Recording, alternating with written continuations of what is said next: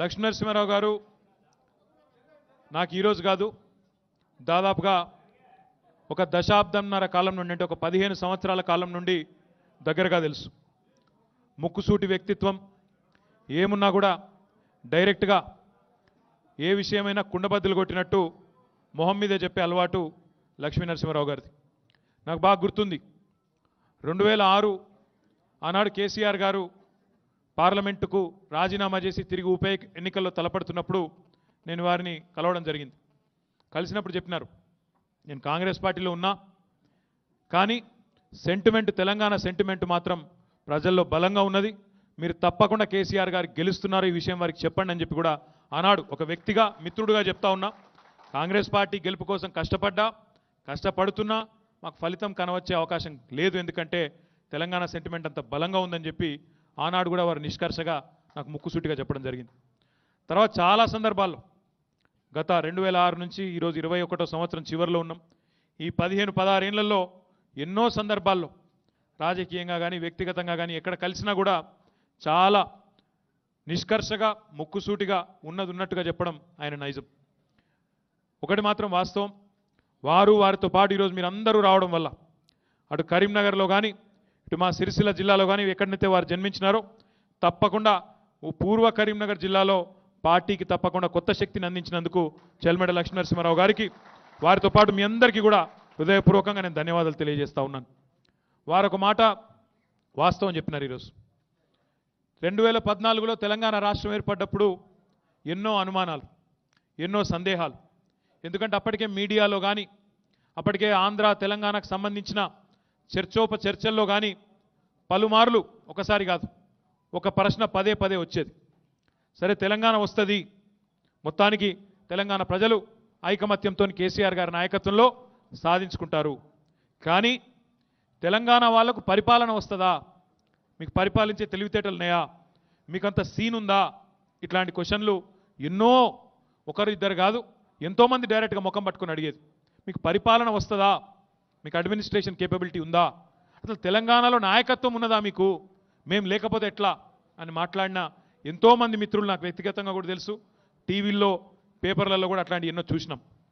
కానీ ఈరోజు 7.5 ఏళ్ల తర్వాత వెనకకి తిరిగి చూసుకుంటే ఎవరెవరైతే ఆనాడు కేసీఆర్ గారి నాయకత్వాన్ని కానీ తెలంగాణ నాయకత్వ పటిమని కానీ శంకించిన వాళ్ళు ఉన్నారో వాళ్ళు ముక్కున వేలేసుకొని చూసే స్థాయిలో తెలంగాణ ఈరోజు అభివృద్ధిలో దూసుకుపోతున్నదనే మాట నేను చెప్పడం కాదు, కేంద్ర ప్రభుత్వమే స్వయంగా చెప్తా ఉన్నది. మొన్న ఒక 15-20 రోజుల కిందట కేంద్ర ప్రభుత్వం యొక్క ఆధీనంలో ఉండే రిజర్వ్ బ్యాంక్ ఆఫ్ ఇండియా ఒక హ్యాండ్ బుక్ ఆఫ్ స్టాటిస్టిక్స్ పేరు మీద ఒక నివేదిక, గణాంకాలతో కూడిన నివేదికను విడుదల చేసింది. అందులో ఏం చెప్పిందంటే తెలంగాణ జనాభా భారతదేశం జనాభాతో పోలిస్తే కేవలం 2.5% మాత్రమే.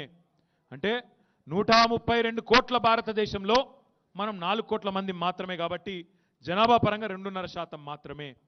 కానీ తెలంగాణ భారతదేశంలో 2.5% జనాభా మాత్రమే ఉన్నప్పటికీ భారతదేశం యొక్క జీడిపిలో తెలంగాణ వాటా 5% అనే మాట ఆ కేంద్ర ప్రభుత్వ నివేదికని స్వయంగా చెప్పింది. అది మాత్రమే కాదు, భౌగోళికంగా చూస్తే, జియోగ్రాఫికల్గా చూస్తే తెలంగాణ 11వ అతిపెద్ద రాష్ట్రం, జనాభా పరంగా చూస్తే 12వ అతిపెద్ద రాష్ట్రం. భారతదేశంలో ఉన్న 28 రాష్ట్రాల్లో 11వ స్థానం, 12వ స్థానం భౌగోళికంగా జనాభా పరంగా. కానీ అదే నివేదికలో ఇంకొక మాట చెప్పినారు, తెలంగాణ భారతదేశాన్ని సాదుతున్న రాష్ట్రాల్లో, భారతదేశానికి ఆర్థికంగా ఊపిరిపోస్తున్న రాష్ట్రాల్లో 1, 2, 3 స్థానాలు ఇచ్చిపెట్టి 4వ స్థానంలో ఉన్నదనే మాట కూడా అదే నివేదికలో స్పష్టంగా చెప్పడం జరిగింది.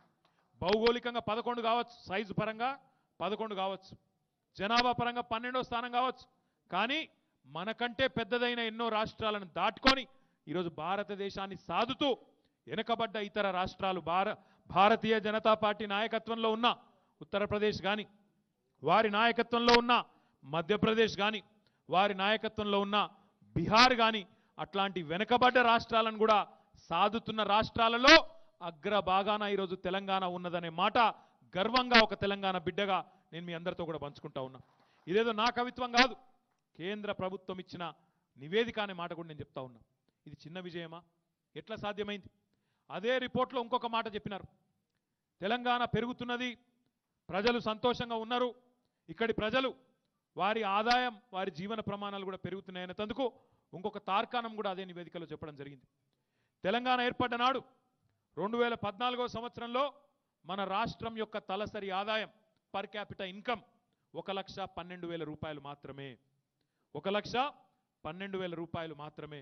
ఈరోజు 7 ఏళ్లలో మొన్న ఏప్రిల్ వరకు తెలంగాణ యొక్క తలసరి ఆదాయం 1 కాదు 2 కాదు దానికంటే ఎక్కువ రెట్లు పెరిగి 1,12,000 నుంచి 2,37,000 రూపాయలకు పెరిగింది మన తలసరి ఆదాయం. అంటే ఇది అచీవ్మెంట్ కాదా? ఇది కేసీఆర్ యొక్క సమర్థత కాదా అని నేను అడుగుతా ఉన్నా. భారతదేశం యొక్క సగటు మీకు అనుమానం రావచ్చు, భారతదేశం అంత పెరిగింది మన దగ్గర కూడా పెరిగిందేమో అనుకోవచ్చు. ఈరోజు తెలంగాణ తలసరి ఆదాయం 2,37,000 రూపాయలు అయితే భారతదేశం యొక్క సగటు తలసరి ఆదాయం ఇంకా కూడా 1,20,000 రూపాయలు మాత్రమే అనే మాట ఈ సందర్భంగా నేను మీకు తెలియజేస్తా ఉన్నా. అంటే భారతదేశం యొక్క సగటుతో పోలిస్తే 1,00,000 రూపాయలు ఎక్కున్నది తెలంగాణ తలసరి ఆదాయం. ఇది కేసీఆర్ ఘనత కాదా? అంటే విచిత్రం అనిపిస్తుంది. కొన్ని మాటలు వింటే మర్చిపోతున్నారు. అసలు ఒక రాష్ట్రం ఏర్పడి అది టికాయించి స్థిరపడి ముందుకు నడవాలంటే కొంత టైం పడుతుంది నిజానికి. కానీ ఇక్కడ మనకు పెద్ద సమయం దొరకకపోయినా ఒక సమర్థుడైన నాయకుడు కేసీఆర్ గారి రూపంలో మనకు ఉన్నారు కాబట్టి ఇన్ని రంగాలలో ఈరోజు ముందుకు దూసుకొని పోతా ఉన్నాం. లక్ష్మీ నరసింహారావు గారు అన్నారు, కరెంటు ఇస్తా అని కేసీఆర్ అంటే మాకు అనుమానం ఉండే అని. ఒక మీకే కాదు ఎంతోమందికి, మా జానారెడ్డి గారితో సహా శాసనసభలో ఎంతోమందికి అనుమానం ఉండే, అవుతుందా కేసీఆర్ అంటాడు కానీ అవుతుందా అన్న అనుమానం ఉండే. కానీ ఈరోజు అటు పరిశ్రమలకు 24 గంటల కరెంటు, ఇండ్లకు 24 గంటల కరెంటు, రైతులకు భారతదేశం మొత్తంలోనే ఉచితంగా 24 గంటల కరెంట్ ఇచ్చే ఏకైక రాష్ట్రం తెలంగాణ మాత్రమే అన్న మాటను మీకు విజ్ఞప్తి చేస్తా ఉన్నా. చిన్న విషయం కాదు ఇది. 6 నెలలనే పారిశ్రామికవేత్తలను కలిసినప్పుడు అడుగుతారు మమ్మల్ని, ఏం మ్యాజిక్ చేసిండే ఆ కేసీఆర్ గారు, 65 ఏళ్లలో కాంగ్రెస్ పార్టీ చేయని పని 6 నెలల్లో ఎట్లా చేసిండు అని అడుగుతారు. దక్షత ఉంటే, మనసు ఉంటే, దమ్మున నాయకత్వం ఉంటే ఇట్లాంటివన్నీ సాధ్యం అవుతాయి. ఇంటింటికి తాగునీరు 65 ఏళ్ళు కాంగ్రెస్ పార్టీ, తెలుగుదేశం పార్టీ, ఇతర పార్టీలు రాష్ట్రాన్ని దేశాన్ని ఏలిన ఎన్నో పార్టీలు, 28 రాష్ట్రాలు ఉన్నాయి.